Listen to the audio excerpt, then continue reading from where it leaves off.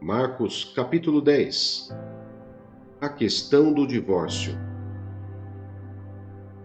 Então Jesus saiu dali e foi para a região da Judéia e para o outro lado do Jordão. Novamente uma multidão veio a ele e, segundo o seu costume, ele a ensinava. Alguns fariseus aproximaram-se dele para pô-lo à prova, perguntando: é permitido ao homem divorciar-se de sua mulher? O que Moisés lhes ordenou? Perguntou ele. Eles disseram: Moisés permitiu que o homem lhe desse uma certidão de divórcio e a mandasse embora. Respondeu Jesus: Moisés escreveu essa lei por causa da dureza de coração de vocês. Mas no princípio da criação, Deus os fez homem e mulher. Por esta razão, o homem deixará pai e mãe e se unirá à sua mulher, e os dois se tornarão uma só carne. Assim, eles já não são dois, mas sim uma só carne. Portanto, o que Deus uniu, ninguém o separe. Quando estava em casa novamente, os discípulos interrogaram Jesus sobre o mesmo assunto. Ele respondeu: todo aquele que se divorciar de sua mulher e se casar com outra mulher, estará cometendo adultério contra ela. E se ela se divorciar do seu marido e se casar com outro homem, estará cometendo adultério. Jesus e as crianças. Alguns traziam crianças a Jesus para que ele tocasse nelas, mas os discípulos os repreendiam. Quando Jesus viu isso, ficou indignado e lhes disse: deixem vir a mim as crianças, não as impeçam, pois o reino de Deus pertence aos que são semelhantes a elas. Digo-lhes a verdade: quem não receber o reino de Deus como uma criança, nunca entrará nele. Em seguida, tomou as crianças nos braços, impôs-lhes as mãos e as abençoou. O jovem rico. Quando Jesus ia saindo, um homem correu em sua direção e se pôs de joelhos diante dele e lhe perguntou: bom mestre, que farei para herdar a vida eterna? Respondeu-lhe Jesus: por que você me chama bom? Ninguém é bom, a não ser um, que é Deus. Você conhece os mandamentos: não matarás, não adulterarás, não furtarás, não darás falso testemunho, não enganarás ninguém, honra teu pai e tua mãe. E ele declarou: mestre, a tudo isso tenho obedecido desde a minha adolescência. Jesus olhou para ele e o amou. Falta-lhe uma coisa, disse ele. Vá, venda tudo o que você possui e dê o dinheiro aos pobres, e você terá um tesouro no céu. Depois, venha e siga-me. Diante disso, ele ficou abatido e afastou-se triste, porque tinha muitas riquezas. Jesus olhou ao redor e disse a seus discípulos: como é difícil aos ricos entrar no reino de Deus. Os discípulos ficaram admirados com essas palavras, mas Jesus repetiu: filhos, como é difícil entrar no reino de Deus. É mais fácil passar um camelo pelo fundo de uma agulha do que um rico entrar no reino de Deus. Os discípulos ficaram perplexos e perguntavam uns aos outros: neste caso, quem pode ser salvo? Jesus olhou para eles e respondeu: para o homem é impossível, mas para Deus não. Todas as coisas são possíveis para Deus. Então Pedro começou a dizer-lhe: nós deixamos tudo para seguir-te. Respondeu Jesus: digo-lhes a verdade. Ninguém que tenha deixado casa, irmãos, irmãs, mãe, pai, filhos ou campos, por causa de mim e do Evangelho, deixará de receber 100 vezes mais já no tempo presente, casas, irmãos, irmãs, mães, filhos e campos, e com eles perseguição, e na era futura, vida eterna. Contudo, muitos primeiros serão últimos, e os últimos serão primeiros. Jesus prediz novamente sua morte e ressurreição. Eles estavam subindo para Jerusalém, e Jesus ia à frente. Os discípulos estavam admirados, enquanto os que o seguiam estavam com medo. Novamente ele chamou à parte os 12 e lhes disse o que haveria de lhe acontecer. Estamos subindo para Jerusalém, e o Filho do Homem será entregue aos chefes dos sacerdotes e aos mestres da lei. E eles o condenarão à morte, e o entregarão aos gentios, e zombarão dele, cuspirão nele, o açoitarão e o matarão. 3 dias depois, ele ressuscitará. O pedido de Tiago e João. Nisso, Tiago e João, filhos de Zebedeu, aproximaram-se dele e disseram: Mestre, queremos que nos faça o que vamos te pedir. O que vocês querem que eu lhes faça? Perguntou ele. Eles responderam: Permite que na tua glória nos assentemos um à tua direita e o outro à tua esquerda. Disse-lhes Jesus: Vocês não sabem o que estão pedindo. Podem vocês beber o cálice que eu estou bebendo, ou ser batizado com o batismo com que estou sendo batizado? Podemos, responderam eles. Jesus lhes disse: Vocês beberão o cálice que estou bebendo e serão batizados com o batismo com que estou sendo batizado. Mas o assentar-se à minha direita ou à minha esquerda não cabe a mim conceder. Esses lugares pertencem àqueles para quem foram preparados. Quando os outros 10 ouviram essas coisas, ficaram indignados com Tiago e João. Jesus os chamou e disse: Vocês sabem que aqueles que são considerados governantes das nações as dominam, e as pessoas importantes exercem poder sobre elas. Não será assim entre vocês. Ao contrário, quem quiser tornar-se importante entre vocês deverá ser servo, e quem quiser ser o primeiro deverá ser escravo de todos. Pois nem mesmo o Filho do Homem veio para ser servido, mas para servir e dar a sua vida em resgate por muitos. O cego Bartimeu recupera a visão. Então chegaram a Jericó. Quando Jesus e seus discípulos, juntamente com uma grande multidão, estavam saindo da cidade, o filho de Timeu, Bartimeu, que era cego, estava sentado à beira do caminho pedindo esmolas. Quando ouviu que era Jesus de Nazaré, começou a gritar: Jesus, filho de Davi, tem misericórdia de mim. Muitos o repreendiam para que ficasse quieto, mas ele gritava ainda mais: Filho de Davi, tem misericórdia de mim. Jesus parou e disse: Chamem-no. E chamaram o cego. Ânimo, levante-se, ele o está chamando.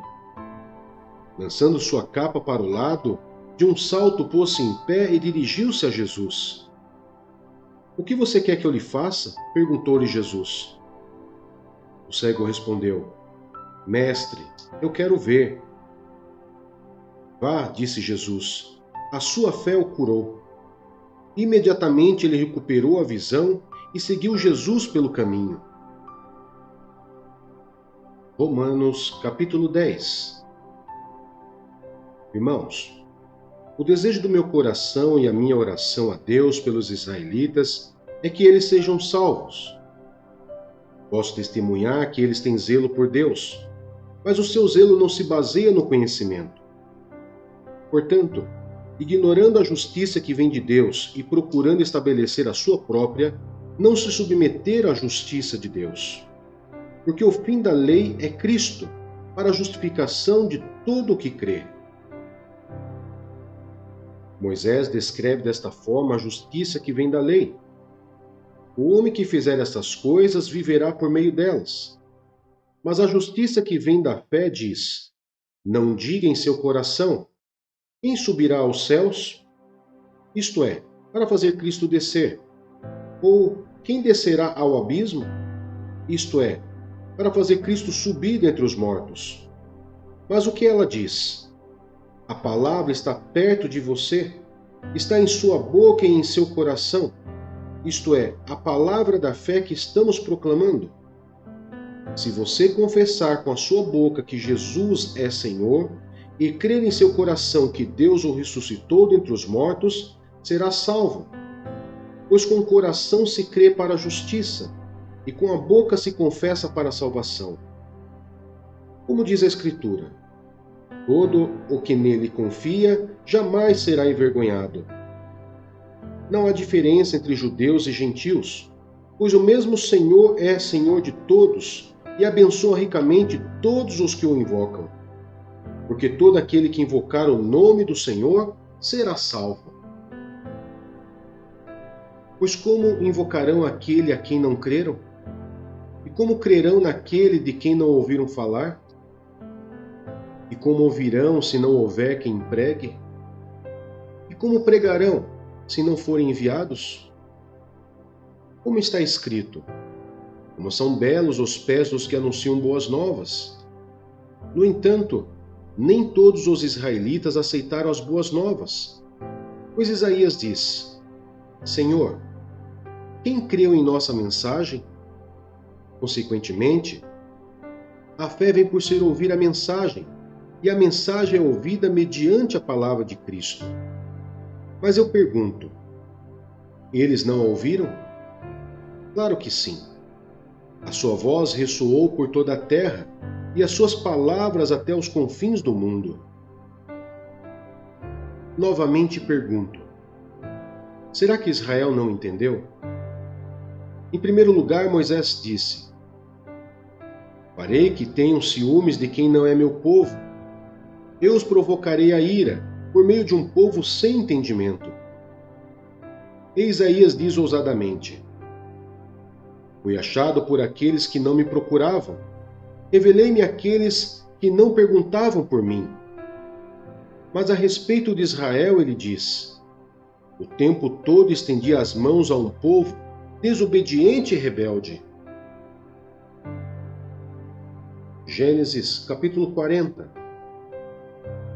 José interpreta os sonhos de 2 prisioneiros. Algum tempo depois, o copeiro e o padeiro do rei do Egito fizeram uma ofensa ao seu senhor, o rei do Egito. O faraó irou-se com os 2 oficiais, o chefe dos copeiros e o chefe dos padeiros, e mandou prendê-los na casa do capitão da guarda, na prisão em que José estava. O capitão da guarda os deixou aos cuidados de José, e os servia. Depois de certo tempo, o copeiro e o padeiro do rei do Egito, que estavam na prisão, sonharam. Cada um teve um sonho, ambos na mesma noite, e cada sonho tinha sua própria interpretação. Quando José foi vê-los na manhã seguinte, notou que estavam abatidos. Por isso perguntou aos oficiais do faraó, que também estavam presos na casa do seu senhor: por que hoje vocês estão com um semblante triste? Eles responderam: tivemos sonhos, mas não há quem os interprete. Disse-lhes José: não são de Deus as interpretações? Contem-me os sonhos. Então o chefe dos copeiros contou seu sonho a José.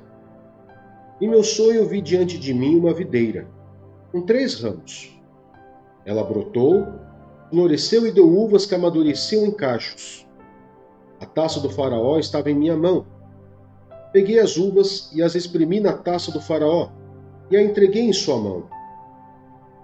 Disse-lhe José: esta é a interpretação. Os 3 ramos são 3 dias. Dentro de 3 dias o faraó vai exaltá-lo e restaurá-lo à sua posição, e você servirá a taça na mão dele, como costumava fazer quando era seu copeiro. Quando tudo estiver indo bem com você, lembre-se de mim e seja bondoso comigo. Fale de mim ao faraó e tire-me desta prisão, pois fui trazido à força da terra dos hebreus, e também aqui nada fiz para ser jogado neste calabouço. Ouvindo o chefe dos padeiros essa interpretação favorável, disse a José: Eu também tive um sonho. Sobre a minha cabeça havia 3 cestas de pão branco. Na cesta de cima havia todo tipo de pães e doces que o faraó aprecia. Mas as aves vinham comer da cesta que eu trazia na cabeça. E disse José: Esta é a interpretação. As 3 cestas são 3 dias. Dentro de 3 dias, o faraó vai decapitá-lo e pendurá-lo numa árvore, e as aves comerão a sua carne. 3 dias depois era o aniversário do faraó, e ele ofereceu um banquete a todos os seus conselheiros. Na presença deles, reapresentou o chefe dos copeiros e o chefe dos padeiros. Restaurou a sua posição o chefe dos copeiros, de modo que ele voltou a ser aquele que servia a taça do faraó. Mas ao chefe dos padeiros mandou enforcar, como José lhes dissera em sua interpretação. O chefe dos copeiros, porém, não se lembrou de José. Ao contrário, esqueceu-se dele. Jó, capítulo 6. Então Jó respondeu: Se tão somente pudesse pesar a minha aflição e pôr na balança a minha desgraça, viriam que o seu peso é maior que o da areia dos mares. Por isso as minhas palavras são tão impetuosas. As flechas do Todo-Poderoso estão cravadas em mim, e o meu espírito suga delas o veneno. Os terrores de Deus me assediam. Zurra o jumento selvagem se tiver capim, muge o boi se tiver forragem, come-se sem sal uma comida insípida, e a clara do ovo tem algum sabor? Recuso-me a tocar nisso. Esse tipo de comida causa-me repugnância. Se tão somente fosse atendido o meu pedido, se Deus me concedesse o meu desejo, se Deus se dispusesse a esmagar-me, a soltar a mão protetora e eliminar-me, pois eu ainda teria o consolo, minha alegria, em meio à dor implacável de não ter negado as palavras do santo. Que esperança posso ter, se já não tenho forças?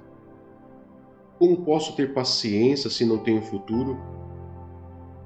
Acaso tenho a força da pedra? Acaso a minha carne é de bronze?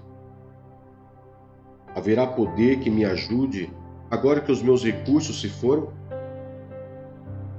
O homem desesperado deve receber a compaixão de seus amigos, muito embora ele tenha abandonado o temor do Todo-Poderoso.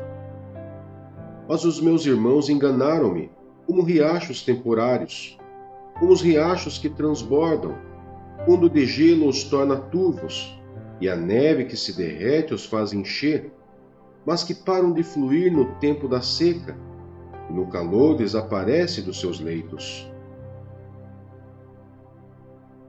As caravanas se desviam de suas rotas, sobem para lugares desertos e perecem. Procuram água as caravanas de Temá, olham esperançosos os mercadores de Sabá. Ficam tristes porque estavam confiantes, lá chegaram tão somente para sofrer decepção. Pois agora vocês de nada me valeram. Contemplam minha temível situação e se enchem de medo. Alguma vez lhe pedi que me desse alguma coisa? Ou que da sua riqueza pagasse resgate por mim? Ou que me livrasse das mãos do inimigo? Ou que me libertasse das garras de quem me oprime? Ensina-me, e eu me calarei. Mostra-me onde errei. Como dói as palavras verdadeiras. Mas o que provam os argumentos de vocês? Vocês pretendem corrigir o que digo e tratar como vento as palavras de um homem desesperado? Vocês seriam capazes de pôr em sorteio o órfão e de vender um amigo por uma bagatela. Mas agora, tenha bondade de olhar para mim. Será que eu mentiria na frente de vocês? E considerem a questão, não sejam injustos, tornem a analisá-la, pois a minha integridade está em jogo. Há alguma iniquidade em meus lábios? Será que a minha boca não consegue discernir a maldade?